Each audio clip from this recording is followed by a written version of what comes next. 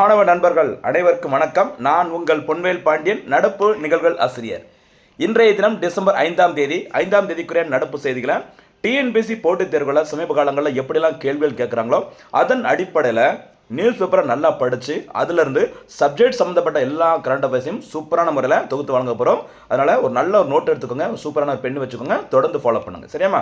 நம்ம நிறைய போனஸ் கேள்விகள், ஓகேவா, அதே மாதிரி சூப்பர் 6 கேள்விகள் ரொம்ப சிறப்பம்சமாக சும்மா நடந்துட்டு அப்படியே போகாமல் இதுக்கு முன்னாடி என்னெல்லாம் நடத்திருக்கோமோ அதெல்லாம் தொடர்பு படுத்தி நம்ம நடப்பு செய்திகளை தினந்தோறும் தொகுத்து வழங்கிட்டே இருக்கும். உங்களுக்கு மறக்காத அளவிற்கு ரிவிஷனும் சேர்ந்து போயிட்டே இருக்கும். அதனால் தொடர்ந்து ஃபாலோ பண்ணுங்கள், தேர்வில் வெற்றி பெறுங்கள். ஆரம்பிக்கலாமா? இன்றைய தினத்திற்கான நடப்பு செய்திகள் பாருங்கள். டிசம்பர் 5ஆம் தேதிக்குரியது. வழக்கம் போல டிசம்பர் 5ஆம் தேதி அப்படின்னா அதில் என்ன ஸ்பெஷல் அப்படிங்கிறத நம்ம பார்க்கலாம். ஃபஸ்ட்டு சரிங்களா, பாருங்கம்மா.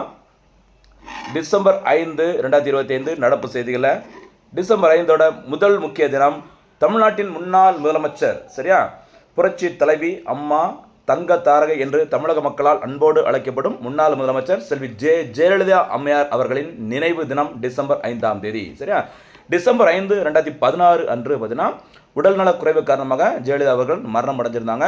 அந்த தினம் தான் டிசம்பர் 5ஆம் தேதி. அதே டிசம்பர் 5ஆம் தேதி பார்த்தீங்கன்னா சர்வதேச மண்வள தினமாக, அதாவது இன்டர்நேஷனல் சாயில் ஹெல்த் டேவாக கடைபிடிக்கப்படுகிறது. சரியாமா? அதே மாதிரி அன்றைய தினத்தில் உலக தன்னார்வலர்கள் தினம், வேர்ல்டு லெவலில் இந்த வாலண்டியர்ஸ்க்கான ஒரு தினமாகவும் இந்த டிசம்பர் 5ஆம் தேதியில் கடைபிடிக்கப்படுகிறது. அதே மாதிரி சரிங்களா, இந்த டிசம்பர் 5ஆம் தேதி இன்னொரு முக்கியமான சர்வதேச தலைவருக்கு இன்றைய தினத்தில் நினைவு தினம். அவரோட பேர் பார்த்தீங்கன்னா நெல்சன் மண்டேலா. சரியா, சவுத் ஆப்பிரிக்கா, தென்னாப்பிரிக்காவின் அதிபரான நெல்சன் மண்டேலா அவர்களின் நினைவு தினமும் இன்றைய தினம் தான் டிசம்பர் 5ஆம் தேதி. அப்போ டிசம்பர் 5ஆம் தேதி முக்கிய 2 தலைவர்கள், ஒருத்தங்க நம்ம தமிழ்நாட்டை சேர்ந்த ஜெயலலிதா அம்மையார் அவர்கள், அடுத்து தென்னாப்பிரிக்காவை சேர்ந்த நெல்சன் மண்டேலா அவர்கள். சரிங்களா, இந்த இடத்துல போனஸ் கேள்வி கேட்கலாமா?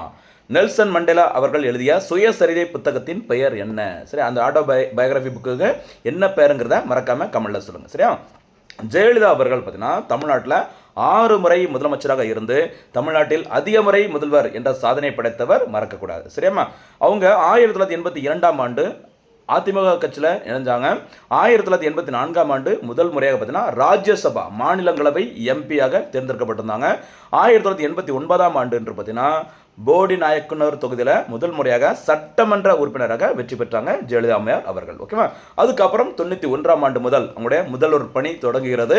கடைசியாக மே 23 2016 அன்று தமிழ்நாட்டில் 6வது முறையாக முதலமைச்சராக பதவியேற்றாங்க செல்வி ஜெயலலிதா அம்மையார் அவர்கள். சரிங்களா, நிறைய திட்டங்கள் இருக்குதுமா. சரியா, அதாவது தொட்டில் குழந்தைகள் திட்டம், முதலமைச்சரின் பெண் குழந்தைகள் பாதுகாப்பு திட்டம், தாளுக்கு தங்கம் திட்டம், சரியா, அப்புறம் மழைநீர் சேகரிப்பு திட்டம், லாட்ரி, இந்த லாட்ரியால் தமிழ்நாடு குடும்பம் நிறைய அழிஞ்சு போயிருக்குது, அதை தடை செய்ததும் அம்மையார் அவர்கள் தான்.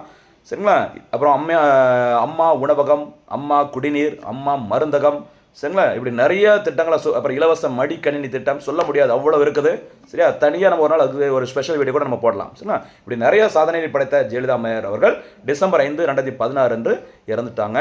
அவருடைய மரணம் தொடர்பாக சில சர்ச்சைகள் இருந்தது. அதை விசாரிப்பதற்கு தமிழ்நாடு அரசானது ஒரு நபர் ஆணையத்தை அமைச்சிருந்தாங்க. அந்த ஆணையத்தின் தலைவர் ஆறுமுகசாமி ஆணையம், மறக்கக்கூடாது. சரிங்களா, இதுதான் இன்றைய தினத்திற்கான இந்த முக்கிய தினங்கள். இனிமே இன்னைக்கு நியூஸ் பேப்பரில் வந்த முக்கியமான செய்திகளை பார்க்கலாம்.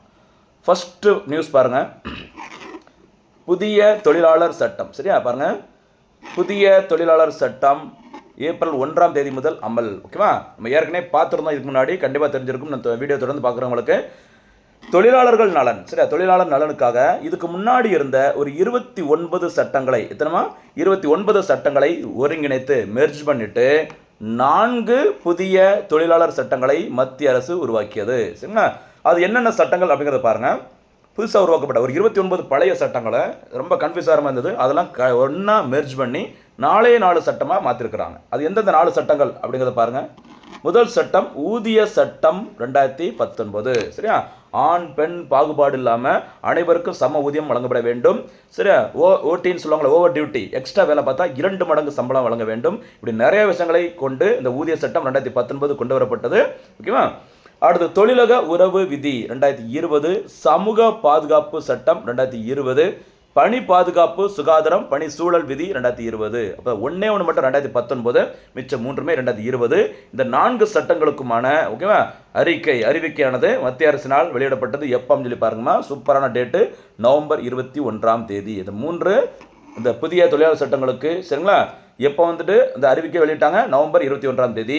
இந்த 4 சட்டங்களும் வரும் ஏப்ரல் ஓகேவா ஏப்ரல் 1ஆம் தேதி முதல் முழுமையாக செயல்பாட்டுக்கு வரும் என சொல்லியிருக்கிறாங்க. இன்னும் முறைப்படி ஆஃபீஸில் அறிவிக்கலை. சரியா சரி. இந்த 4 சட்டங்கள் தொடர்பாக பொதுமக்கள் தங்களுடைய கருத்துக்களை தெரிவிப்பதற்கு ஒரு போர்ட்டல் ஒன்று இருக்குது. அந்த போர்ட்டலோட பேர் என்னமா பார்த்துக்கோங்க. சரியா என்ன பேர்? My gov portal. மத்திய அரசானது ஏதாச்சும் ஒரு திட்டங்களையோ ஏதோ ஒரு அறிவிப்பை அறிவிக்கிறாங்க அப்படின்னா பொதுமக்களின் கருத்துக்களையும் கேட்டுப்பாங்க. ஏன்னா நம்ம நாடு என்ன நாடு? மக்களாட்சி நாடு, மக்களால் தேர்ந்தெடுக்கப்பட்ட அரசு போயிட்டு இருக்குது. ஓகேவா? அதனால ஒரு திட்டங்களுக்காக மக்களின் கருத்துக்களை சரிங்களா நம்ம எக்கனாமிக்ஸில் இந்த டைப்ஸ் ஆஃப் பிளானிங்களோட வரும். சரியா மக்களாட்சி திட்டமிடல், சரியா சர்வாதிகார திட்டமிடல், சுட்டிக்காட்டும் திட்டமிடல், மக்களாட்சி திட்டமிடல். அந்த அடிப்படையில் தான் மைகவ் அப்படிங்கிற மாதிரி போர்ட்டல் சொல்லிங்கிறாங்க. சரி இண்டிகேட்டிவ் பிளானிங், சரியா டெமோக்ராட்டிக் பிளானிங் அப்படிங்கிறதுல இந்த 2 திட்டங்களையும் செயல்படுத்துகிற மாதிரி பொதுமக்களின் கருத்துக்களை கேட்டு ஓகேவா அரசு அந்த திட்டங்களை செயல்படுத்துவாங்க. அதற்காக தான் நம்முடைய கருத்துக்களை தெரிவிப்பதற்காகவே ஒரு போர்ட்டல், ஒரு வலைத்தளம் ஒன்று இருக்குது. அதோட பேர் தானே பேருமா மைகவ். இந்த மைகவ் போர்ட்டலில் அடுத்த 45 நாட்களுக்கு இந்த 4 சட்டங்கள் தொடர்பாக பொதுமக்கள் தங்களுடைய கருத்துக்களை தெரிவிக்கலாம் அப்படின்னு சொல்லியிருக்கிறாங்க. மறக்காதீங்க சரிங்களா. அதன் பிறகு ஏப்ரல் 1ஆம் தேதி முதல் முழுமையாக செயல்பாட்டுக்கு வரும் சொல்லியிருக்கிறாங்க. பார்க்கலாம் என்ன நடக்கும் அப்படின்னு சொல்லிட்டு சரிங்களா. அந்த 4 சட்டங்களும் வருஷத்தோட மறந்துடக்கூடாதுமா. வருஷம் தான் 2019 மற்றும் 2020. ஆனால் அறிவிக்கை வெளியிடப்பட்டது நவம்பர் 21, 2025. சரிங்களா முழுசாக செயல்பாட்டுக்கு வரப்போகுது. சரிங்களா game into effect from April 1, 2025 சொல்லியிருக்கிறாங்க. சாரி 2026 சொல்லியிருக்கிறாங்க. என்ன நடக்குது அப்படிங்கிற பார்க்கலாம். சரியாம்மா ஓகே. அடுத்து இந்த மை கவ் போர்ட்டல்னு சொல்லி பார்த்தோம்ல அப்படின்னா என்னன்னு சொல்லி பாருங்க. மை கவ் அப்படிங்கிற ஒரு போர்ட்டல். சரியா மறக்கக்கூடாதுமா. இந்த மைகவ் போர்ட்டல் வந்துட்டு மத்திய அரசினால எப்போ தொடங்கப்பட்டதுன்னு சொல்லி பாருங்க. ஜூலை 26, 2014 பிஜேபி கவர்மெண்ட் பார்த்தீங்கன்னா 2014 மே மாதத்தில் ஆட்சிக்கு வந்தாங்க. வந்தவுடன் மக்களின் கருத்துக்களை தெரிவிப்பதற்காகவே ஒரு ஸ்பெஷல் போர்ட்டல் உருவாக்கப்பட்டது. அதோட பேர் தான் என்ன பேருமா? MyGov portal. சரிங்களா இதோட தலைமையிடம் எங்கே இருக்குது அப்படின்னு பார்த்தீங்கன்னா புதுடெல்லியில் தான் இருக்குது. இந்த மைகவ் போர்ட்டலானது மொத்தம் 12 மொழிகளில் சரியா 12 மொழிகளில் செயல்படுத்தப்பட்டு வருகிறது. நம்மளோட கருத்துக்களை 12 லாங்குவேஜில் நம்ம தெரிஞ்சுக்கலாம் சொல்லியிருக்கிறாங்க. ஓகேவா இந்திய அரசாங்கத்தின் குடிமக்களை மையப்படுத்திய ஒரு தளம் தான் இந்த மைகவ். இது அரசின் கொள்கை உருவாக்கத்தில் குடிமக்களின் சரியா பொதுமக்களின் கருத்துக்களை பெறுவதற்கும் விவாதங்கள் போட்டிகளில் பங்கேற்பதற்கும் வாய்ப்பளிக்கிறது. சரிங்களா கவனமாதுக்குமா. என்ன ஒரு ஸ்கீம் வந்துட்டு சொல்லிடுவாங்க, ஒரு திட்டம் தொடங்கப்படுகிறதுன்னு சொல்லியிருப்பாங்க. அந்த திட்டத்தை செயல்படுத்துவதற்கு மக்களின் கருத்துக்கள் வரவேற்கப்படுகிறது அப்படி சொல்லுவாங்க.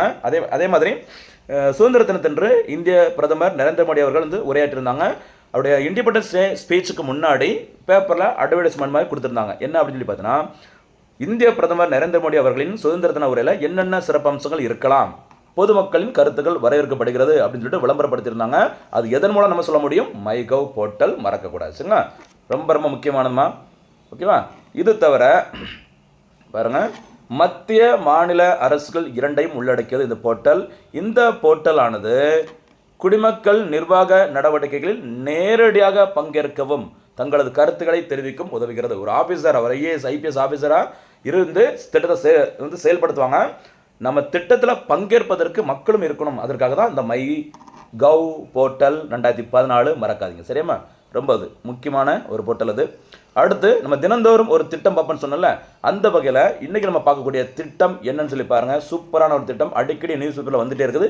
பிஎம் ஸ்ரீ திட்டம். சரி ஸ்ரீ அப்படின்னா அதோட விரிவாக்கம் இங்கிலீஷில் பார்த்துக்குமா PM schools for rising India. சரியா பிஎம் ஸ்கூல்ஸ், அந்த ஸ்கூல்ஸில் SCH மட்டும் கேபிட்டல் லெட்டர் போட்டுக்கணும். போட்டால் PMSHRI அப்படிங்கிற அந்த பிஎம் ஸ்ரீ திட்டம் வரும் அந்த பேர். ஓகேவா இது தமிழில் என்ன சொல்லுவாங்க அப்படின்னு பார்த்தீங்கன்னா பிரதமரின் எழுச்சி பெறும் இந்தியாவிற்கான பள்ளிகள் திட்டம். சரியா prime minister schools for rising இந்தியான்னு சொல்லுவாங்க. இந்த திட்டம் இன்றைய தினத்தில் எதற்காக நியூஸ் பேப்பரில் வந்தது அப்படின்னா இந்த பிஎம் ஸ்ரீ திட்டத்தின் கீழ் சரிங்களா கேரள அரசு ஒரு சில மாதங்களுக்கு முன்பாக இணையறேன்னு சொல்லியிருந்தாங்க. இணைந்த பிறகு இந்த திட்டத்தின் கீழ் மத்திய அரசானது அரசு பள்ளிகளை தரம் உயர்த்துவதற்கு நிதி தரப்போகிறோம் சொல்லியிருந்தாங்க. சரிங்களா ஆனால் கேரள அரசு அவங்களுக்குள்ள இந்த கட்சி பூசல் பிரச்சனைகள் வந்ததுனால இந்த பிஎம் ஸ்ரீ திட்டத்தை இப்போதைக்கு நாங்கள் ஸ்டாப் பண்ணிக்கிறோம் அப்படின்னு சொல்லியிருந்தாங்க கேரள மாநில அரசு. ஓகேவா இதுக்கப்புறம் மத்திய அரசு என்ன சொல்லியிருக்காங்க அப்படின்னா எந்தெந்த மாநில அரசுகள்லாம் அந்த பிஎம் ஸ்ரீ திட்டத்தில் இணையிறாங்களோ அவங்களுக்கு தான் அந்த அரசு பள்ளிகளை தரம் உயர்த்தும் ஓகேவா அந்த நிதியானது ஒதுக்கப்படும் சொல்லியிருக்கிறாங்க. அதனால தான் அப்பப்போ நியூஸ் பேப்பரில் வருது. மறந்துடாதே மக்களே, இந்த பிஎம் ஸ்ரீ திட்டம் தொடங்கப்பட்ட நாள் சரியா செப்டம்பர் 7, 2022. ஓகேவா ஓகே இது எதற்காக சொல்லிப்பாங்க இந்தியா முழுவதும் உள்ள 14,500 அரசு பள்ளிகளை முன்மாதிரி பள்ளிகளாக ஒரு மாடல் ஸ்கூலாக தரம் உயர்த்தும் மத்திய அரசின் ஒரு திட்டமாகும். சரியா? ஓகே. இன்னொரு முக்கியமான பாயிண்ட் பாருங்க, ரொம்ப முக்கியமான பாயிண்ட் இதில் தான் வருது. தேசிய கல்விக் கொள்கை. சரியா? தேசிய கல்விக் கொள்கை, நேஷனல் எஜுகேஷன் பாலிசி 2020. சரி, 2020 வெளியிடப்பட்டது. இந்தியாவில் இதுவரைக்கும் 3 முறை தேசிய அளவில் கல்விக் கொள்கை வெளியிடுக்கிறாங்க. நேஷனல் எஜுகேஷன் பாலிசி முதல் கல்விக் கொள்கை 1968 விட்டுருந்தாங்க. அதற்கு பரிந்துரை செய்த கமிட்டி டிஎஸ் கோத்தாரி. சரி, டிஎஸ் கோத்தாரி கமிட்டி 1964 உருவாக்கப்பட்டது. சரி, 1964 டிஎஸ் கோத்தாரி கமிட்டி உருவாக்குறாங்க. அவங்களுடைய பரிந்துரையின் அடிப்படையில் தான் 1968 ஃபர்ஸ்ட் நியூ எஜுகேஷன் பாலிசி வெளியிடப்படுகிறது. சரி, முதல் தேசிய கல்விக் கொள்கை வெளியிடப்படுகிறது. அதுக்கப்புறம் அந்த 68 மாற்றி போட்டிங்கன்னா 86 இரண்டாவது தேசிய கல்விக் கொள்கை வெளியிடப்பட்டது. அந்த இரண்டாவது தேசிய கல்விக் கொள்கைக்கு மாற்றாக தான் 2020 ஆண்டு மத்திய அரசானது 3வது தேசிய கல்விக் கொள்கையை வெளியிட்டிருந்தாங்க. அந்த 3வது தேசிய கல்விக் கொள்கையை பரிந்துரை செய்த அந்த கமிட்டியின் தலைவர் கஸ்தூரி ரங்கன் அவர்கள். சரிங்களா? அதனைத் தொடர்ந்து 3வது தேசிய கல்விக் கொள்கை ஜூலை 29, 2020 அன்னைக்கு இந்த கல்விக் கொள்கை வெளியிடப்பட்டது. அந்த கல்விக் கொள்கையின் முக்கிய அம்சங்களை செயல்படுத்துவதையும் பள்ளிகளின் உள்கட்டமைப்பு இன்ஃப்ராஸ்ட்ரக்சர் கல்வி தரத்தை மேம்படுத்துவதையும் இந்த பிஎம் ஸ்ரீ திட்டம் நோக்கமாக கொண்டுள்ளது. சரிங்களா? மத்திய அரசு சமீப காலமாக என்ன சொல்கிறாங்க அப்படின்னா, யாரெல்லாம் அந்த பிஎம் சமக்ரா சிக்ஷா அபியான் அப்படி சொல்லுவாங்கள்ல, அனைத்து பள்ளிகளையும் ஒருங்கிணைத்த அந்த திட்டம் சமக்ரா சிக்ஷா அபியான் 2018 கொண்டு வந்திருந்தாங்க. பிஎம் ஸ்ரீ திட்டம் 2022. இந்த 2 திட்டங்களையும் யார் செயல்படுத்துகிறாங்களோ அவங்க தான் என்ன பண்ண முடியும், மத்திய அரசிடமிருந்து அரசு பள்ளிகளின் தரத்தினை உயர்த்துவதற்கான நிதியை பெற முடியும் அப்படிங்கிற மாதிரி மத்திய அரசு அறிவிச்சுக்கிறாங்க. அதனால தான் அப்பப்போ செய்தியில் வருது, கவனமாக இருங்க. சரியா? என்ன ஒரு முக்கியமான ஒரு சுகாதாரம் ஒரு சுற்றுச்சூழல் சம்மந்தப்பட்ட ஒரு முக்கியமான செய்தி, சூப்பரான நியூஸ் பாருங்கம்மா, மெயின்ஸுக்காகவே உங்களுக்கு கிடச்சிருக்கு பாருங்க. மருத்துவத்துறை கதிரியக்க உபகரணங்கள், அது நம்ம மருத்துவத்துறையில் என்னென்ன அந்த உபகரணங்கள் சரி கதிரியக்கத்தை ஒரு கதிரியக்க உபகரணங்கள் பயன்படுத்துகிறோமோ அதை ஒரு 4 பிரிவாக பிடிச்சிருக்கிறாங்க. சரி, ஒரு 119 வகையான உபகரணங்கள் மருத்துவத்துறையில் பயன்படுத்தப்படுகிறது. அதை ஒரு ABCD 4 கேட்டகரியாக பிரிச்சுட்டு ஏல வந்தால் அந்த மருத்துவத்துறை எந்த லிஸ்ட்டில் வரும் அப்படி மாதிரி 4 பிரிவாக பிரிச்சுருக்கிறாங்க. யாருன்னு பார்த்தீங்கன்னா DCGI அமைப்பு. எந்த அமைப்பு? இப்படி தான் எக்ஸாம்பிள் கேட்பாங்க, கவனம் பாருங்க மக்களே. மத்திய மருந்து தர கட்டுப்பாட்டு அமைப்பு. சரி, ட்ரக்ஸ் கண்ட்ரோலர் ஜெனரல் ஆஃப் இந்தியான்னு சொல்லுவாங்களே, இந்தியாவில் மருந்துகள் தொடர்பான ஆராய்ச்சிக்கான தலைமை அமைப்பின் பெயர் ICMR. என்ன பேருமா? ICMR, Indian council of medical research. புரியுதா? Indian council of medical research, மருந்துகள் தொடர்பான ஆராய்ச்சிக்கான தலைமை அமைப்பு. அப்படி உருவாக்கப்படுகிற மருந்துகள், வேக்சின், தடுப்பூசிகள், டேப்லெட்டு இது எல்லாத்துக்கும் இந்தியாவில் மக்களுக்கு பயன்படுத்தலாமா வேணாமா, அதுக்கு இறுதி அங்கீகாரம் வழங்குவது யார்?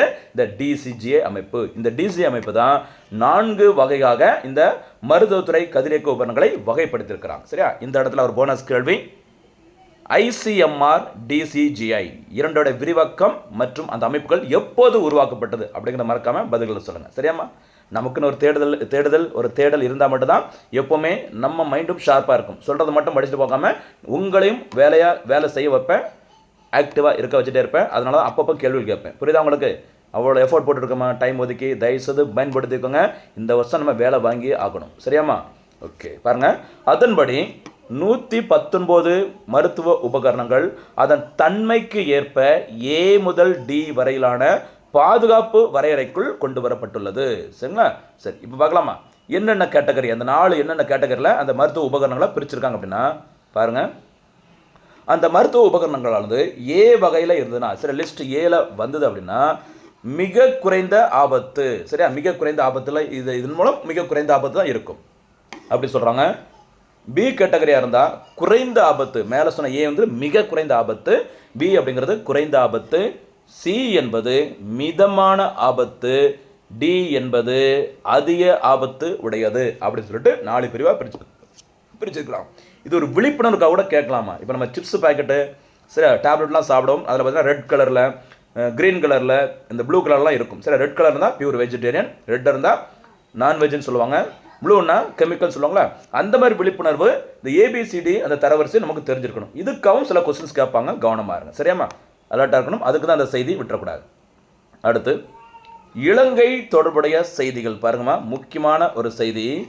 அதாவது சமீபத்தில் சென்னியார் புயல் உங்களுக்கு தெரிஞ்சிருக்கும். சென்னியார் புயல் வந்துட்டு தமிழ்நாட்டையும் ஆந்திரா பக்கத்துலையும் கொஞ்சம் அப்படி வர்ற மாதிரி சொன்னாங்க. ஆனால் அது அப்படியே திரும்பி போயிடுச்சு. இந்த சென்னியார் புயலின் காரணமாக அதிக அளவு பாதிப்புக்குள்ளான நாடு எதுன்னு பார்த்தோன்னா இலங்கை. சரிங்களா? அதனால் அந்த இலங்கையில் ஏற்பட்ட அந்த புயல் பாதிப்பில் கிட்டத்தட்ட 400-450 மக்கள் அங்கே உயிரிழந்திருந்தாங்க. நிலச்சரிவு, வீடுகள்லாம் நிறைய இடிஞ்சு போச்சு. அதனால் அவங்களை நம்ம என்ன பண்ணியிருந்தோம், பாதுகாத்து மீட்பு நடவடிக்கைகள், மருத்துவ வசதிகள் எல்லாமே நம்ம கொடுத்துருந்தோம் இந்திய அரசின் மூலமாக. சரியா? அதனால் இலங்கை அரசு என்ன சொல்லியிருந்தாங்க அப்படின்னா, இந்த மாதிரி ஒரு இக்கட்டான ஒரு பேரிடரில் எங்களுக்கு உதவி செய்த முதல் நாடு எது, இந்தியா அப்படி சொல்லியிருந்தாங்க. அதே மாதிரி சில செய்திகள் மேலே வந்திருக்குது. அதனால் இது தொடர்பாக ஒரு சில கொஸ்டின்ஸ் கேட்க வாய்ப்பு இருக்குது. அதனால் இலங்கையுடன் தொடர்புடைய மொத்த செய்தியும் ஒன் லைனரில் கொடுத்துருக்கோம், பயன்படுத்திக்கோங்க மாணவ நண்பர்களே. சரியா? பாருங்கள், இலங்கைக்கான இந்திய தூதராக இருப்பவர் சந்தோஷ் ஜா அவர்கள். சரிங்களா? இந்தியாவிற்கான இலங்கை நாட்டின் தூதர் யார் அப்படின்னா மகிஷினி கொல்லண்ணே. இந்த மகிஷினி கொல்லண்ணே அவர்கள் தான் பெருசாக பேட்டி கொடுத்துருந்தாங்க. இந்தியாவை ரொம்ப ரொம்ப புகழ்ந்து சொல்லியிருந்தாங்க. சரியா?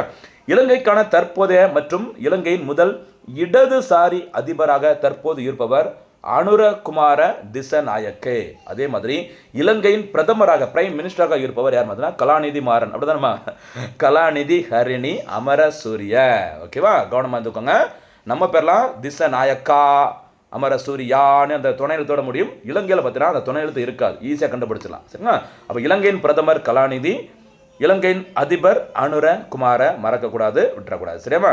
ஓகே, அடுத்து பாருங்கள், இலங்கையுடன் தொடர்புடைய இன்னொரு முக்கியமான செய்தி பாருங்கள், ஆப்ரேஷன் சாகர் பந்து. சரி, இந்த சென்னியார் புயல் ஏற்பட்டது. அதுக்கப்புறம் இந்தியா இலங்கையில் மேற்கொண்ட அந்த மீட்பு பணிக்கு வச்ச பேர் தான் என்ன பேருமா, சாகர் பந்து, மறந்துடக்கூடாது. ஓகேவா? அதே மாதிரி இந்தியாவையும் இலங்கையும் பிரிக்கும் அந்த பகுதிக்கு என்ன பேர் அப்படின்னு பார்த்தீங்கன்னா பாக் ஜலசந்தி, பாக் ஸ்டேட்னு சொல்லுவாங்க. சரி, ராமேஸ்வரம் இலங்கையோட அந்த யாழ்ப்பாணம் அந்த ரெண்டு பகுதியில் பிரிக்கிற பகுதி தான் இந்த பாக் ஜலசந்தின்னு சொல்லுவாங்க, பாக் ஸ்ட்ரைட், மறக்கக்கூடாது. அதே மாதிரி இந்தியா இலங்கை பக்கத்தில் பார்த்தீங்கன்னா சேது சமுத்திர கால்வாய் திட்டத்தினை மத்திய அரசு அறிவிச்சிருந்தாங்க. எந்த வருஷம் பார்த்தீங்கன்னா 2004ஆம் ஆண்டு. 2004 அப்படின்னா சுனாமி ஞாபகம் வர வேண்டும், வீரப்பன் சரியா சுட்டுக் கொல்லப்பட்டது ஞாபகம் வர வேண்டும். அதே மாதிரி கும்பகோணத்தில் அந்த ஸ்கூல் பசங்க தீ விபத்தில் இறந்தாங்கல்ல, பச்சிலம் குழந்தைகள், அதுவும் 2004 ஞாபகம் வரணும். INS விக்ரமாதித்யா 2004 ஞாபகம் வரணும். சுனாமி 2004 ஞாபகம் வர வேண்டும். இந்தியாவில் ஃபர்ஸ்ட் டைம் GI டேக் புவிசார் குறியீடு வழங்கப்பட்ட டார்ஜிலிங் டீ ஞாபகம் வர வேண்டும். மெட்ராஸ் உயர்நீதிமன்றத்தின் மதுரை கிளை திறக்கப்பட்டு 2004.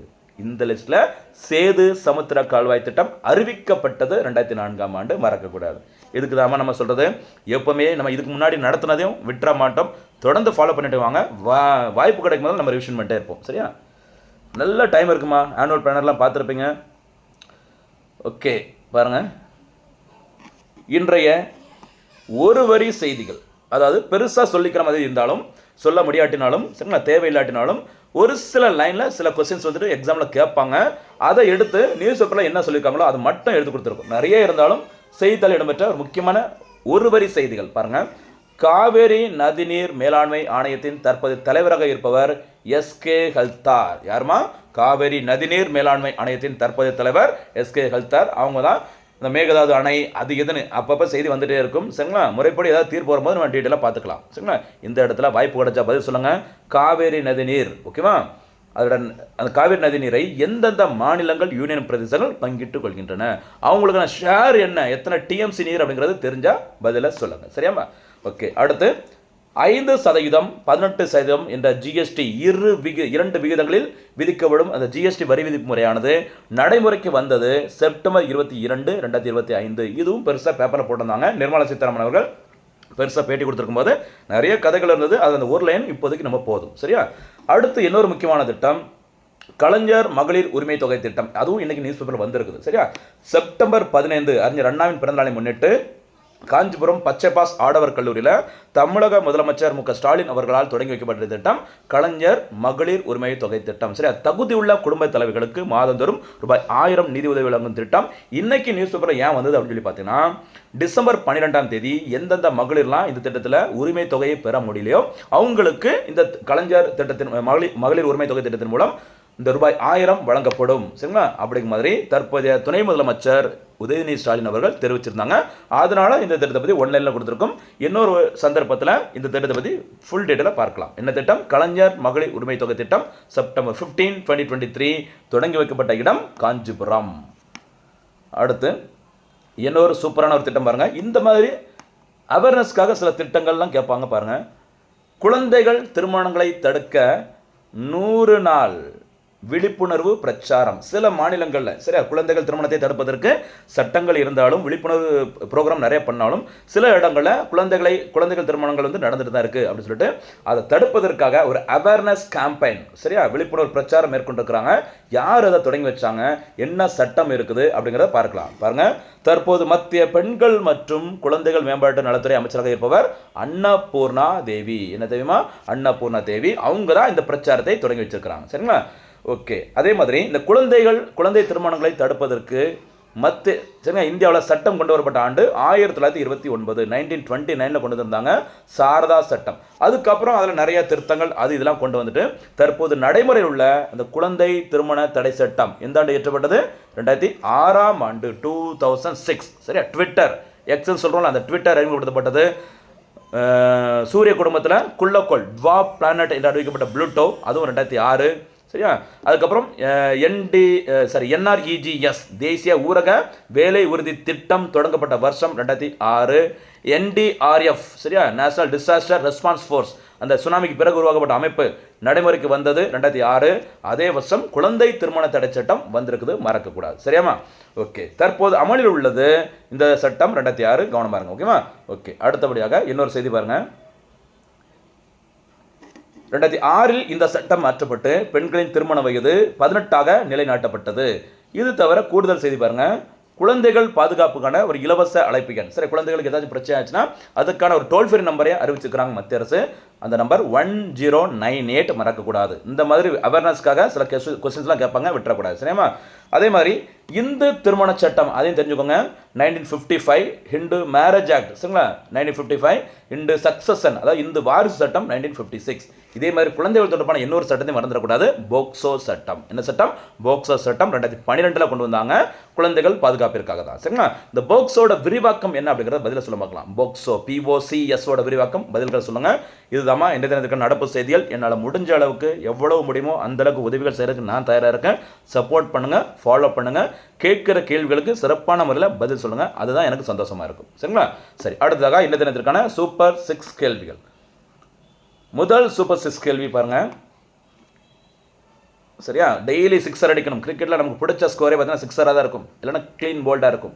சரியா? நம்ம 6 அடிக்கிறோம், TNPSC க்ளீன் போல்ட் ஆக்குறோம். எப்படி கேள்வி கேட்டாலும் முதல் கேள்வியை பாருங்க. நீதிபதி ஆறுமுகசாமி ஆணையம் எதனுடன் தொடர்புடையது? இரண்டாவது சூப்பர் 6 கேள்வி, மண்டேலா தினம். இதை நான் சொல்லலை, நீங்கள் பதில் சொல்லுங்க பார்க்கலாம். சரி, மண்டேலா தினம், மலாலா தினம், 2 தினம் இருக்குது. ரெண்டுமே ஜூலை மந்தில் வரும். கொஞ்சம் கவனமாக பதில் சொல்லுங்கள். சரியா? அடுத்து மூன்றாவது சூப்பர் 6 கேள்வி, மைகவ் போர்ட்டல் எப்போது தொடங்கப்பட்டது? நான்காவது சூப்பர் 6 கேள்வி, PM ஸ்ரீ திட்டம் எப்போது தொடங்கப்பட்டது? சரிங்களா? ஐந்தாவது சூப்பர் 6 கேள்வி, கலைஞர் மகளிர் உரிமை தொகை திட்டம் எப்போது தொடங்கப்பட்டது? அடுத்து சென்யார் புயலில் அதிகம் பாதிக்கப்பட்ட நாடு எது? அந்த புயலின் போது இந்தியா மேற்கொண்ட மீட்பு நடவடிக்கைக்கு என்ன பேர்? அதையும் சேர்த்து பதிலாக சொன்னால் சிறப்பாக இருக்கும். சரிங்களா? மீண்டும் சந்திக்கலாம். நன்றி, வணக்கம்.